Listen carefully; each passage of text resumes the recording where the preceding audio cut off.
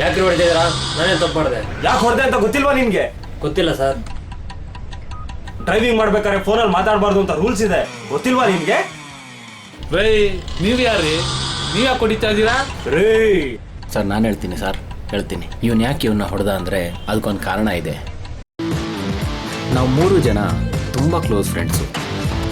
ನಮ್ಮದು ದೇಹ 3, ಉಸಿರು 1. ಚಿಕ್ಕ ವಯಸ್ಸಿಂದಾನೇ ಚಡ್ಡಿ ದೋಸ್ತರ.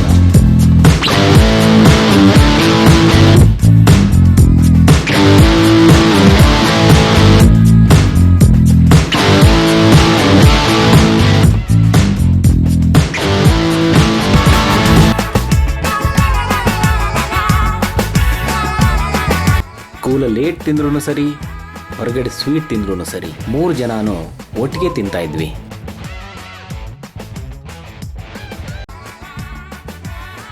ಅಮ್ಮರ್ ಯಾವತ್ತೂ ಹುಡುಗಿರ ಜುಟ್ಟು ಎಳೆದು ತೀಟೆ ಮಾಡ್ತಾ ಇದ್ದ. ಅವ್ರ ಅಪ್ಪನ ಹತ್ರ ಒದೆ ತಿಂತಾ ಇದ್ದ. ಹೊಡಿತಾ ಇದ್ದೀನಿ, ಅಲ್ಲಿ ಟಾಟಾ ಮಾಡ್ತಾ ಇದ್ಯಾ? ತಲೆಟೆ ಮಾಡ್ತೀಯಾ? ತಪ್ಪು ಮಾಡ್ತೀಯಾ? ಹಾಯ್ ಡ್ಯಾಡಿ, ಹೊಡಿಬೇಡ ಡ್ಯಾಡಿ. ಹೊಡೆದಲ್ಲಿ ಕೈ ನೋವ್ತಾ ಇದೆ, ಇಲ್ಲ ಟಾಟಾ ಮಾಡ್ತಾ ಇದ್ಯಾ? ಏ ನಾನು ಎಷ್ಟು ನಮ್ಮ ತಲೆ ಡ್ಯಾಡಿ ಮಾಡ್ತೀಯ? ಮಾಡ್ತೀಯಾ? ಊರೆಲ್ಲ ನನ್ನ ಬಾಸ್ ಅಂತಾರೆ. ಮಾಡ್ತೀಯಾ? ಅಪ್ಪ ಹೇಳಿದ್ರೆ ಅರ್ಥ ಆಗಲ್ವಪ್ಪ? ನಾಳೆ ಸಿಗು ಜುಟ್ಟು ಎಳಿತೀನಿ. ಬೇಡಪ್ಪ ಹೋಗೇಯೋ. ಎಲ್ಲ ಅವನು ಇನ್ನೂ ಕಾಣ್ತಾ ಇಲ್ಲ. ಬರ್ತಾನ್ ಬಿಡು. ಇಷ್ಟೊತ್ತಾದ್ರೂ ಬರ್ಲಿಲ್ಲ, ಎಲ್ಲೋದ್ನೋ ಏನೋ. ಮನೇಲಿ ಏನ್ ತರ್ಲೆ ಮಾಡ್ತಾವನೋ. ಏನಾಯ್ತು? ನಮ್ಮ ಏರಿಯಲ್ಲಿ ಒಬ್ಬ ಹೊಡೆದ್ಬಿಟ್ಟ ಕಣೋ. ಯಾರದು? ತೋರ್ಸೋ, ಕಲ್ಲಲ್ಲಿ ಹೊಡಿತೀವಿ. ಪ್ರಾಮಿಸ್. ಆದ್ರೆ ಕಲ್ಲಲ್ಲಿ ಮಾತ್ರ ಹೊಡಿಬಾರ್ದು. ಯಾಕೆ ಕಲ್ಲಲ್ಲಿ ಹೊಡಿಬಾರ್ದು? ಯಾಕಂದ್ರೆ ಕಲ್ಲಲ್ಲಿ ಹೊಡೆದ್ರೆ ಅದು ಕ್ರೈಮು, ಬಾಲಲ್ಲಿ ಹೊಡೆದ್ರೆ ಅದು ಗೇಮು. ಇದೆಲ್ಲ ಯಾರು ಹೇಳ್ಕೊಟ್ಟಿದ್ದು? ನಮ್ಮಪ್ಪ. ನಾ ಸರಿಯಾಗಿ ಮಾಡಿದ್ರೆ ಅದು ಸರಿನ ತಪ್ಪಾಗಿ ಮಾಡಿದ್ರೆ ಅದು ತಪ್ಪೆ. ಅಪ್ಪ ಎಷ್ಟು ಒಳ್ಳೆ ಡೈಲಾಗ್ ಎಲ್ಲ ಹೇಳ್ಕೊಡ್ತಾನೆ. ನಮ್ಮ ಅಪ್ಪನೂ ಇದ್ದಾನೆ, ಯಾವಾಗ್ಲೂ ಬೈತಾ ಇರ್ತಾನೆ. ಯಾಕೋ ಈ ಅಪ್ಪಂದಿರಿಗಿದ್ದಾರೆ? ಸರಿ ನಡಿ, ಆಯ್ತು ನಡಿ ಹೋಗೋಣ.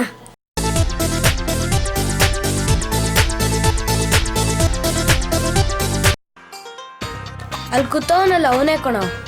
ಏನೋ ಮಕ್ಕನೇ ಕಾಣಿಸ್ತಾ ಇಲ್ಲ. ಹೊಡಿತೀಯಾ ಇಲ್ವಾ? ಹೊಡಿತೀನಿ ಕಣೋ, ಎತ್ತೋ ಬ್ಯಾಟ್ನ. ನೀವು ಹೊಡಿರಿ, ನಾನು ಸೈಡಲ್ಲಿ ಇರ್ತೀನಿ. ಆಯ್ತು ಕಣೋ.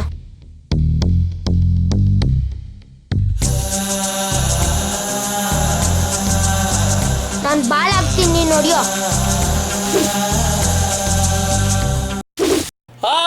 ಅಯ್ಯೋ ಅವರಪ್ಪ ಕಣೋ. ಎಸ್ಕೇಪ್.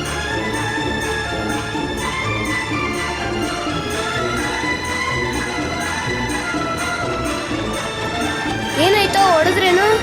ಹೊಡೆದ್ವಿ. ಲೋ ನಿಮ್ಮಪ್ಪ ಕಣೋ. ಗೊತ್ತು ಕಣೋ, ನಮ್ಮ ಅಪ್ಪನ್ನೇ ಹೊಡೆದಿದ್ದು. ಯಾಕೋ ನಿಮ್ಮ ಅಪ್ಪನ್ ಹೊಡಿಸ್ದೆ? ಯಾಕಂದ್ರೆ ಹುಡುಗಿರ ಮುಂದೆ ನನಗೆ ಅವಮಾನ ಮಾಡಿಬಿಟ್ರು. ಲೋ ಸ್ಕೂಲಲ್ಲಿ ವಾರದಲ್ಲಿ 3 ದಿವಸ ರಜಾ ಕೊಟ್ರೆ ಚೆನ್ನಾಗಿರುತ್ತಲ್ವೇನೋ? ಹೌದಲ್ವಾ? ನಾನು ನಾಳೆ ಸ್ಕೂಲಿಗೆ ಬರಲ್ಲಪ್ಪ. ಯಾಕೋ? ನಾನು ಮಾರ್ಕ್ಸ್ ಕಾರ್ಡಲ್ಲಿ ಸಿಗ್ನೇಚರ್ ತಗೊಂಡಿಲ್ಲ ಕಣೋ. ನೀನು? ನಾನು ಸಿಗ್ನೇಚರ್ ಹಾಕಿಸ್ಕೊಂಡಪ್ಪ. ಹೆಂಗೋ? ಅದಾ ಡ್ಯಾಡಿ. ಏನು? ಇಲ್ಲೋಡಿ, ನಾನು ಎಷ್ಟು ಚೆನ್ನಾಗಿ ಸಿಗ್ನೇಚರ್ ಮಾಡಿದ್ದೀನಿ. ನಾನು ಮಾಡ್ತೀನಿ. ನಾನು ಕಣ್ಣು ಮುಚ್ಕೊಂಡು ಮಾಡ್ತೀನಿ. ನಾನು ಕಣ್ಣು ಮುಚ್ಕೊಂಡು ಮಾಡ್ತೀನಿ. ಎಲ್ಲಿ ಮಾಡಿ ನೋಡೋಣ. ತೋರ್ಸು, ಮಾಡ್ತೀನಿ. ಹಾ, ಎಲ್ಲಪ್ಪ ಮಾಡ್ಬೇಕಾ? ಇಲ್ಲಿ ಮಾಡಿ. Okay daddy, super daddy. ನಮ್ಮ ಅಪ್ಪ ಪೆದ್ದ ಕಣ್ಣು ಮುಚ್ಕೊಂಡೆ ಸೈನ್ ಮಾಡಿಬಿಟ್ರು. ಹೌದಾ? ನಾನು ಟ್ರೈ ಮಾಡ್ತೀನಿ. ಹೀಗೆ ಚಿಕ್ಕ ವಯಸ್ಸಿನ ಜಾಲಿಯಾಗಿ ಒಟ್ಟಾಗಿ ಬೆಳೆದ್ವಿ. ಕಾಲೇಜಿಗೆ ಕಟ್ಟು, ಎಕ್ಸಾಮ್ಗೆ ಬಿಟ್ಟು, ಪಾಸ್ ಆದರೂ ಸರಿ ಫೇಲ್ ಆದರೂ ಸರಿ, ಟ್ರೀಟು. ಅಮರ್ ಮಾತ್ರ ಯಾವಾಗಲೂ ಹೊಡಿತಾ ಇದ್ದ ಹುಡುಗಿಯರಿಗೆ ಸೈಟು.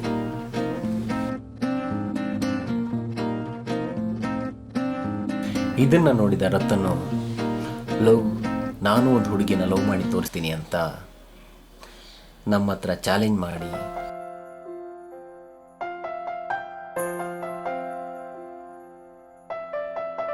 ಕಂಪ್ಯೂಟರ್ನಲ್ಲಿ ಚಾಟಿಂಗ್ ಮಾಡಿ ಫೇಸ್ಬುಕ್ ಹುಡುಗಿಗೆ ಫಿದಾ ಆಗಿ ಅವಳ ಮೇಲೆ ಪ್ರೀತಿಯಾಗಿ ನಮ್ಮಿಂದ ಸ್ವಲ್ಪ ದೂರವಾಗಿ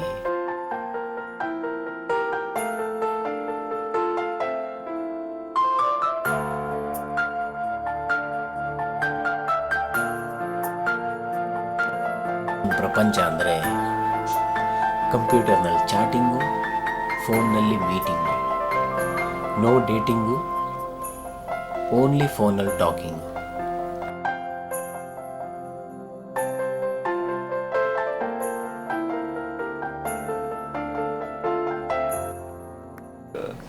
ಹೇ ಕಳ್ಳ, ಒಂದು ನಿಮಿಷ, ಕವಿತಾ ಫೋನ್ ಮಾಡ್ತಿದ್ದಾಳ ಕಣ.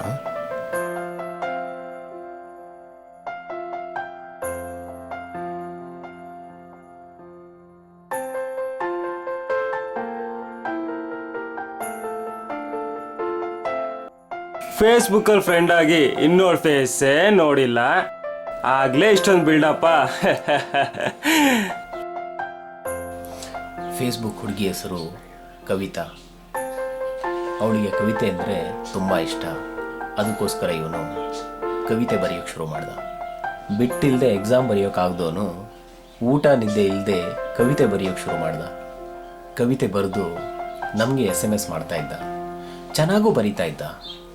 ಅವನು ಬರೆದ ಕವಿತೆ ಹೀಗಿತ್ತು: ಓದಲು ಬಾರದ ದಡ್ಡ ನಾನಾಗಿದ್ದೆ ಕವಿತಾ, ನಿನ್ನಿಂದ ನಾ ಕವಿಯಾಗಿ ಹೋದೆ ಕವಿತಾ, ನಾ ಬರೆದ ಮೊದಲ ಕವಿತೆ ನಿನ್ನ ಹೆಸರೇ ಕವಿತಾ, ನಿನ್ನ ಹೆಸರನ್ನ ನಾ ಬರೆದು ಬರೆದು ನಾ ಕವಿಯಾಗಿ ಹೋದೆ ಕವಿತಾ, ರವಿಯಿಂದಲೇ ಈ ಭೂಮಿಗೆ ಬೆಳಕಾಗಿದೆ, ನಿನ್ನಿಂದಲೇ ನನ್ನ ಜೀವನ ಬೆಳದಿಂಗಳಾಗಿದೆ ಕವಿತಾ, ಯುಗ ಯುಗವೇ ಕಳೆದೋದರು, ಈ ಪ್ರಾಣವೇ ಹೊರಟೋದರು, 7 ಜನ್ಮಗಳ ಎತ್ತಿ ಬಂದು ನಾ ನಿನ್ನನ್ನು ಸೇರುವೆ ಕವಿತಾ, ನನ್ನೆದೆಯ ಪ್ರೇಮ ಪಕ್ಷಿಯೇ ಹೃದಯದ ಗೂಡ ಸೇರುವ, ನೀನಿಲ್ದೆ ಬಾಳಲಾರೆನು ಮರೆಯದ ಪ್ರೀತಿ ನೀಡುವ ಕವಿತಾ, ನಾನು ನಿನ್ನ ಬಯಸಿದೆ ಸ್ನೇಹಿತೆ, ಸೇರು ನನ್ನ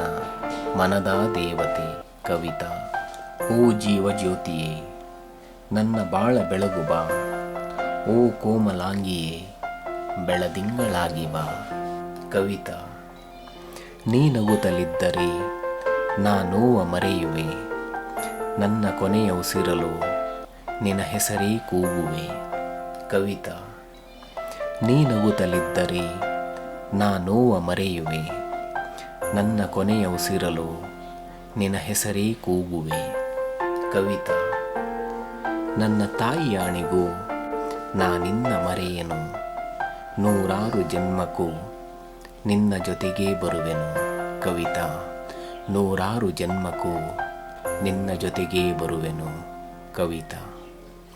ಹೀಗೆ ಅವನ ಲೋಕದಲ್ಲಿ ಅವನಿದ್ದ.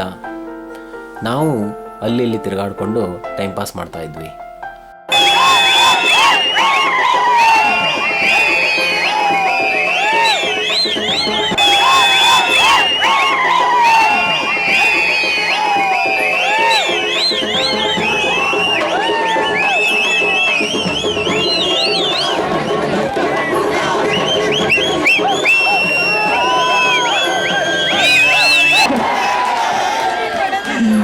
ನಾವು ಅವನ್ನ ರೇಗಿಸ್ತಾ ಇದ್ವಿ. ಬರೀ ಫೋನಲ್ಲೇ ಮಾತಾಡ್ತಾ ಇರ್ತೀಯ, ಯಾವಾಗ ಡೈರೆಕ್ಟ್ ಮೀಟ್ ಮಾಡ್ತೀಯೋ ಅಂತ. ಇನ್ನು ಎಷ್ಟು ದಿನ ಅಂತ ಫೋನಲ್ಲೇ ಮಾತಾಡ್ತಾ ಇರ್ತೀಯೋ? ನಾಳೆ ಫಿಕ್ಸ್ ಆಗಿದೆ ಕಣೋ. ಹೌದಾ? ಬೆಸ್ಟ್ ಆಫ್ ಲಕ್ ಕಣ. ಬೆಸ್ಟ್ ಆಫ್ ಲಕ್ ಕಣ. ಫೇಸ್ಬುಕ್ನಲ್ಲಿ ಫೋಟೋ ನೋಡಿ ಫೋನ್ನಲ್ಲಿ ಧ್ವನಿ ಕೇಳಿದ್ದ. ಆದರೆ ನಾಳೆನೇ ಫಸ್ಟ್ ಟೈಮ್ ಅವಳನ್ನು ಮೀಟ್ ಮಾಡೋಕ್ಕೆ ಹೋಗ್ತೀನಿ ಅಂತ ಹೇಳ್ತಾ ಇದ್ದ. ಅವಳು ಬೆಳಿಗ್ಗೆ 10 ಗಂಟೆಗೆ ಬರೋಕ್ಕೆ ಹೇಳಿದ್ಲು.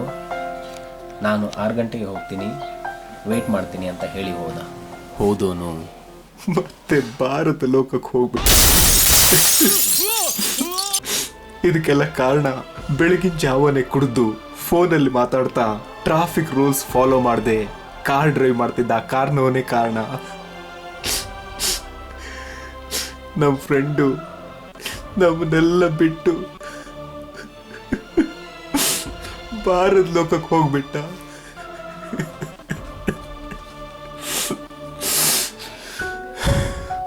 ನಮ್ಮಲ್ಲಿ ಸತ್ತಿದ್ದು ನಮ್ಮ ಸ್ನೇಹಿತ ಮಾತ್ರ ಅಲ್ಲ, ಒಬ್ಬೊಳ್ಳೆ ಪ್ರೇಮಿ, ಒಬ್ಬೊಳ್ಳೆ ಮಗ, ಒಬ್ಬ ತಂಗಿಗೆ ಅಣ್ಣ, ಒಬ್ಬೊಳ್ಳೆ ಹುಡುಗ.